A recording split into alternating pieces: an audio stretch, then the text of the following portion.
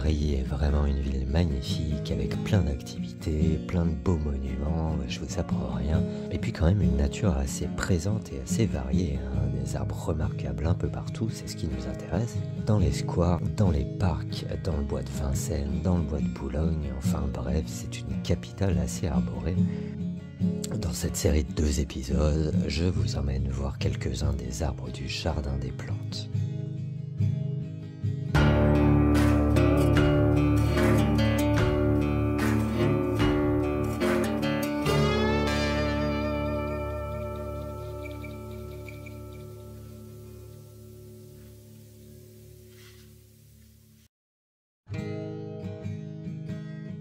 Salut à tous, nous sommes à Paris, département 75, et c'est le premier épisode de cette chaîne consacrée aux arbres de la capitale. Il y en aura d'autres, hein, car comme je le disais, Paris possède un patrimoine arboré assez riche, et il y a beaucoup à dire et beaucoup à voir. Les arbres qui nous intéressent aujourd'hui, ceux du Jardin des Plantes, ont une bonne place d'ailleurs dans les arbres parisiens sur lesquels il y a beaucoup à dire. Et notamment une quinzaine d'entre eux qui ont retenu notre attention.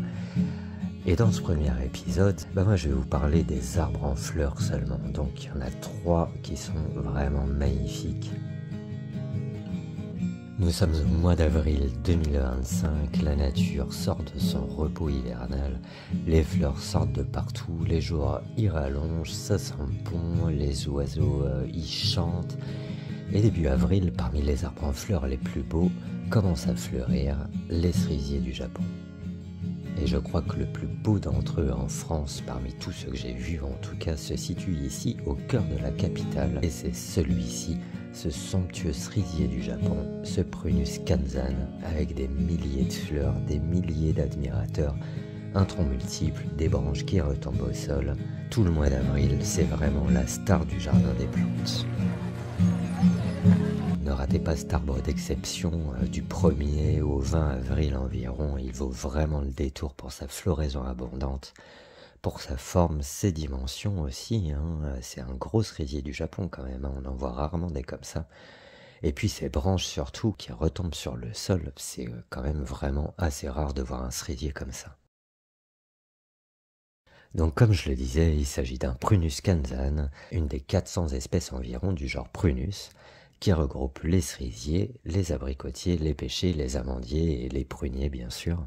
Alors celui-ci, ce Prunus kanzan, avant d'être importé un petit peu partout ailleurs dans le monde, poussait à la base en Chine, en Corée et au Japon, d'où son nom cerisier du Japon. D'ailleurs là-bas au Japon, tous les ans on célèbre le Hanami, hein, ce qui signifie littéralement observation des fleurs de cerisier. Ça regroupe vraiment beaucoup de gens, hein. Les gens là-bas ils sont fans de ce genre de symbole. Et le symbole du cerisier, c'est l'évanescence de la vie humaine, c'est-à-dire sa fragilité, sa brièveté, mais aussi son caractère extraordinaire, son côté riche, foisonnant, hein, bien sûr. La fête dure environ 2 ou 3 semaines, et puis après, les fleurs tombent, mais ça continue, et ça fait des jolis tapis roses et blancs sur la chaussée, sur les voitures et tout. Donc au mois d'avril, ne ratez pas ce merveilleux cerisier. Il est au centre du Jardin des Plantes, et puis de toute façon, il est tellement grand, tellement rose, tellement beau, que vous ne pourrez pas le rater. Et puis pas très loin de lui, à une centaine de mètres, un cerisier du Japon également, mais d'une autre variété, la variété Shirotae, ce qui signifie blanc éclatant en japonais. C'est un arbre aux branches horizontales et arquées, et pareil au précédent, elle repose par terre, elle touche le sol et tout, c'est magnifique. Cet arbre il a été introduit en 1900 et celui-ci il a été planté ici au Jardin des Plantes en 1959, c'est donc un arbre très très jeune.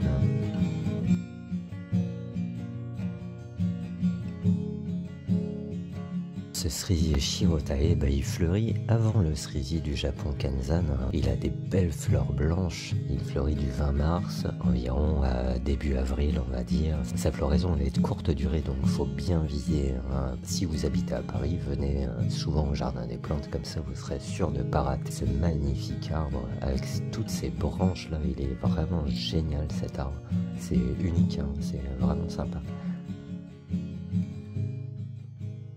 Et puis le troisième arbre à ne pas manquer non plus au printemps, c'est l'arbre de Judée. Alors il y en a deux, hein. Il y en a un qui se situe près de la galerie de l'Évolution, à l'entrée de la mosquée de Paris, où je vous conseille d'aller prendre un verre d'ailleurs, ou manger une petite pâtisserie, là c'est pas mal, hein. En plus l'endroit est vraiment joli, hein. C'est vraiment à voir quand même la mosquée de Paris. Le deuxième arbre de Judée, le plus beau, il se situe entre la roseraie et la galerie botanique.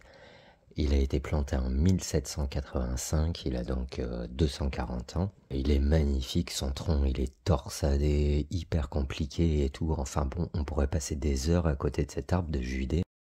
Quand il perd ses petites fleurs la mi-avril, ça fait un beau tapis violet de fleurs. Enfin bon, c'est un endroit très romantique. Et voilà, et puis l'arbre de Judée, hein, je ne sais pas si vous le savez, mais il tient son nom de l'arbre sur lequel Judas, dans la Bible, hein, vous savez, le personnage un peu méchant là, se serait pendu en prenant conscience sûrement qu'il avait trahi Jésus.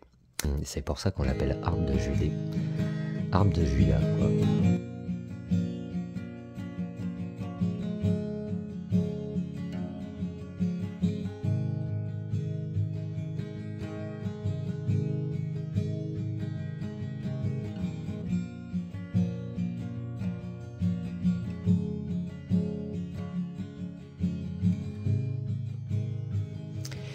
Quelques autres arbres intéressants vous tendront leurs branches si vous venez vous promener ici, dont quelques prunus encore, et cette Fautigny magnifique. Enfin bon, vous verrez tout ça hein, si vous venez ici. Et puis, si vous êtes dans le coin, à ce moment-là, je vous conseille également d'aller voir les magnolias du jardin du Palais Royal. C'est assez incroyable à voir hein, toutes ces fleurs dans cette cour immense et de toute beauté. Je vous conseille d'aller là-bas. Et puis aussi quelques autres vers l'église Saint-Eustache, ainsi que de beaux cerisiers. Bon, rien à voir avec ceux du jardin des plantes évidemment, mais au moins pour la beauté des fleurs, la beauté du printemps, ça mérite le détour. Et c'est tout pour aujourd'hui, hein. Donc 3 arbres incontournables à voir au mois d'avril au Jardin des Plantes de Paris. C'était un épisode assez court malheureusement, mais pour me faire pardonner, la suite de cette visite de ce jardin d'exception est prévue non pas dans 2 semaines, mais la semaine prochaine. À dimanche prochain donc. Salut à tous.